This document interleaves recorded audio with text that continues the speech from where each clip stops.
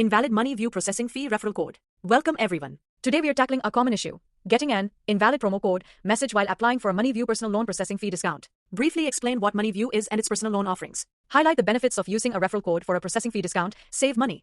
Understanding the error. Explain there are two main reasons for the invalid code message. Not a first-time user. Referral codes are typically for new users who haven't downloaded the app before. Incorrect referral usage. Downloading the app directly and then entering the code won't work. Solution steps. For first-time users. Uninstall existing app. If you already downloaded the app directly, uninstall it. Use the referral link. Click the referral link provided in the video description. Download MoneyView app. This will ensure proper tracking of the referral and discount eligibility. Sign up process. Complete the sign up process through the downloaded app. Apply for loan. Once signed up, apply for your personal loan and enter the referral code during the application process. Code will be shown at the end of the video.